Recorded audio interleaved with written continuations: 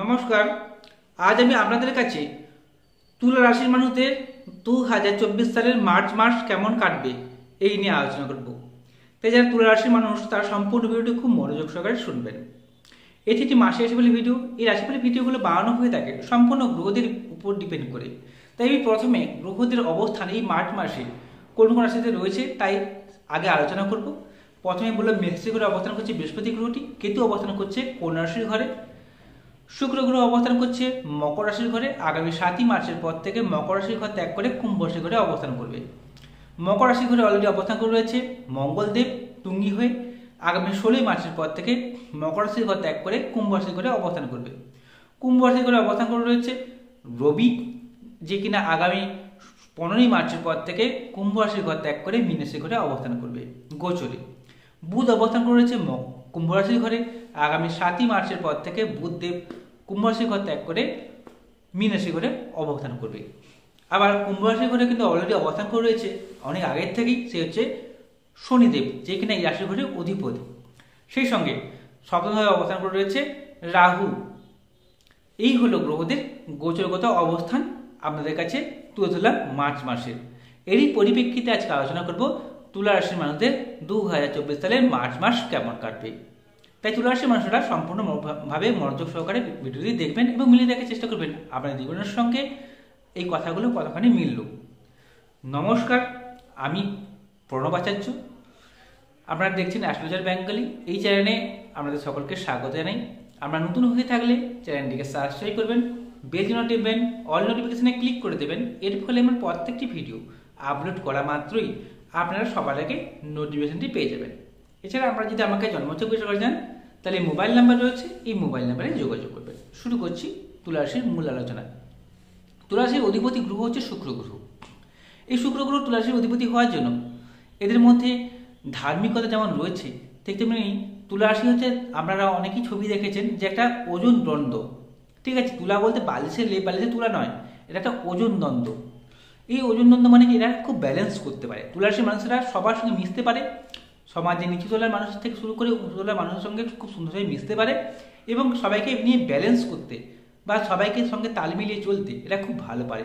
খেতে খাওয়াতে, অপরকে খাওয়াতে এবং ভালো ভালো কিছু খাবার খেতে এরা পছন্দ করে। শৌখিনতা প্রিয় হয়ে থাকে, সাজগুজ করা, সবার সঙ্গে মেশা, কমিউনিকেশন স্কিল খুব ভালো হয়ে থাকে, সুন্দর কথাও বলতে পারে তুলা রাশির মানুষেরা। এই তুলা রাশি নিয়েই তো আলোচনা আজকের। তাই রাশির অধিপতি কি অবশ্যই বলতে হয়, কারণ শুক্র গ্রহ এই রাশির অধিপতি। আপনার তুলা রাশি বা তুলা লগ্ন মানে আপনি শুক্র গ্রহের জাতক জাতিকা। এই শুক্র গ্রহের অবস্থান করছে বর্তমান সময় আপনার লগ্ন বা রাশি সাপেক্ষে চতুর্থভাবে। আগামী 7ই মার্চের পর থেকে চৌথ ভাব ত্যাগ করে পঞ্চম ভাব অর্থাৎ কুম্ভ রাশি ঘরে অবস্থান করবে। এর ফলে আপনাদের গৃহ সুখকে বৃদ্ধি করবে, মন মানসিকতা খুব ভালো থাকবে। সেই সঙ্গে পঞ্চমে যখন 7ই মার্চের পর থেকে অবস্থান করবে, সেখানে অলরেডি শনির মতো গ্রহের অবস্থান রয়েছে, যে পঞ্চমাধিপতি, চতুর্থ গ্রহের অধিপতি। এর ফলে আপনাদের বুদ্ধিমত্তার বিকাশ করবে, প্রতিষ্ঠা পাবেন। আপনি যে কাজের সঙ্গে যুক্ত রয়েছেন সেই কাজে যদি না প্রতিষ্ঠা পেয়ে থাকেন, 7ই মার্চের পর থেকে এই প্রতিষ্ঠা প্রাপ্তির জন্য সময়টা খুব ভালো। তবে জন্মছক অবশ্যই দেখতে হবে, জন্মছকে গ্রহটির অবস্থানটা দেখা সব থেকে বেশি প্রয়োজন বা দশা দেখার প্রয়োজন আছে। উচ্চশিক্ষার দারুণ সুযোগ দেখতে পাচ্ছি 7ই মার্চের পর থেকে। যারা স্কুল এডুকেশন রয়েছে তার জন্য সময়টা ভালো, উচ্চশিক্ষার জন্য সময়টা অত্যন্ত ভালো। বাইরে গিয়ে পড়াশোনা করা, হায়ার কোনো ডিগ্রি কোর্স করার জন্য সময়টা খুব ভালো বলে মনে করা হচ্ছে এই মার্চ মাসে। সেই সঙ্গে আমরা দ্বিতীয় ঘরের অধিপতি এবং অষ্টম ভাবের অধিপতি, মাফ করেন সপ্তম ভাবের অধিপতি, দ্বিতীয় পতি এবং সপ্তম ভাবের অধিপতি গ্রহ হচ্ছে মঙ্গলদেব, চৌথভাবে রয়েছে।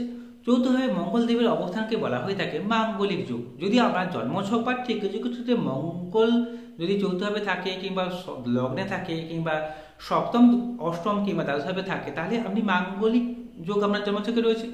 এবং বর্তমান সময়ে যদি মঙ্গল গ্রহের দশা বা অন্তশা চলে, তাহলে এই মঙ্গল গ্রহটা তখন অ্যাক্টিভ থাকবে। এই চতুর্থভাবে মঙ্গল গ্রহ থাকার জন্য আপনাদের দাম্পত্য জীবনে টুকি সমস্যা সৃষ্টি হতে পারে। চতুর্থভাবে মঙ্গলদেব অবস্থান যদি করে থাকে এবং আপনার জন্মছক যদি মাঙ্গলিক থাকেন আপনি বা মাঙ্গলিক জাতক হয়ে থাকেন, তাহলে দাম্পত্য জীবনে নানা রকম অশান্তি, গৃহকেন্দ্রিক সমস্যার সম্মুখীন আপনারা হতে পারেন। শুধু তাই নয়, ঘরের মধ্যে আছেন, সংসারে অশান্তি ঝামেলা, স্বামী স্ত্রীর মধ্যে দাম্পত্য কলহ, ঘরের বাইরে গেলেন খুব সুন্দর কথাবার্তা বললেন, গল্প গুজব করলেন, বাইকে করে একসাথে ঘুরতে বেরোলেন, এই ঘরে ঢুকলেন, ঘরের মধ্যে কোথাও যেন অশান্তি বা সমস্যা পরিলক্ষিত দেখতে পাবেন এই সময়ে মার্চ মাসে। তবে 16ই মার্চের পর থেকে এই মঙ্গলদেব আপনাদের চতুর্থ ভাব ত্যাগ করে পঞ্চম ভাবে যখন অবস্থান করবে তখন এই সমস্যাগুলো অলরেডি কেটে যাবে। তারপরে আসবে আপনাদের প্রতিষ্ঠা প্রাপ্তির সময়। সেই সঙ্গে যারা বিশেষ করে কয়লা, লোহা, ইট, বালি সংক্রান্ত ব্যবসা করেন সেখানে সাফল্য এনে দেবে। সেই সঙ্গে আপনি যদি কোনো কলকারখানার মালিক হয়ে থাকেন কিংবা শ্রমিক হয়ে থাকেন সেখানে আপনার উন্নতি অবশ্যই দেখতে পাচ্ছি মার্চ মাসে। আবার কি আপনাদের সপ্তমপতি যেহেতু চতুর্থ ভাব, পঞ্চম ভাব এই দুটো যে ট্রানজেকশন করছে এর ফলে আপনাদের যেমন 16ই মার্চের আগে আপনি সময়টা যেমন যদি জন্মছকে মাঙ্গলিক যুগ থাকে তাহলে সমস্যা যেমন দেবে, কিন্তু 16ই মার্চের পর থেকে দাম্পত্য সুখও বৃদ্ধি করাবে। প্রেম থেকে বিবাহ হওয়ার একটা দারুণ সুযোগ আমি দেখতে পাচ্ছি এই সময়। যারা সম্বন্ধ বিবাহ করতে চাইছেন তার জন্য সময়টা খুব ভালো। তবে 15ই মার্চের আগের সময়টা সমস্যা থাকবে। 15ই মার্চের পর থেকে প্রেম থেকে বিবাহ, দাম্পত্য জীবন, সম্বন্ধ বিবাহ সবগুলোর দিক থেকে খুবই ভালো বা হওয়ার সম্ভাবনা দেখতে পাচ্ছি। তৃতীয় পতি বৃহস্পতি গ্রহ, এবং এই বৃহস্পতি গ্রহ আমাদের ষষ্ঠ ঘরে অধিপতিও বটে। অবস্থান করছে আপনাদের লগ্ন বা রাশি সাপেক্ষে সপ্তম ভাবে।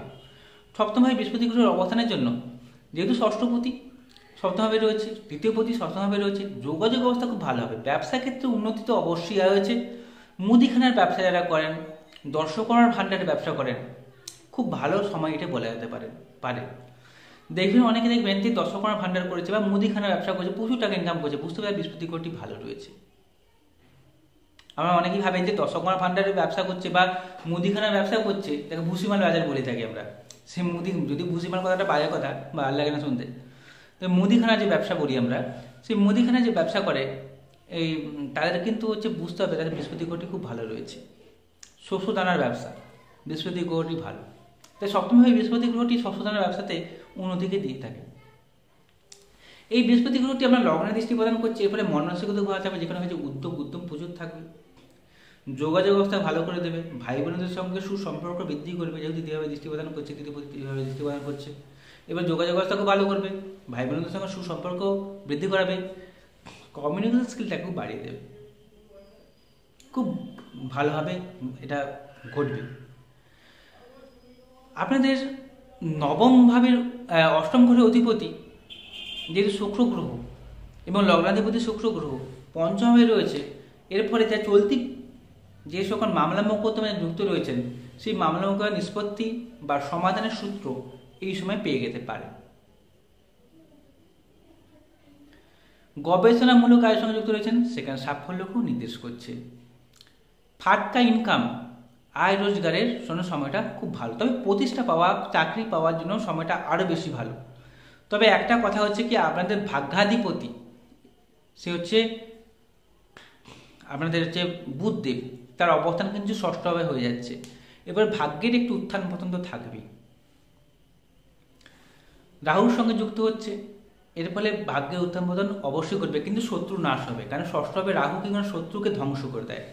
আপনার শত্রুতার ফিলিংস হবে, আপনার মনে হবে চারদিক থেকে আপনাকে শত্রু ঘিরে রেখেছে, যে কোনো মুহূর্তে ঝামেলা ফেলে দিতে পারে।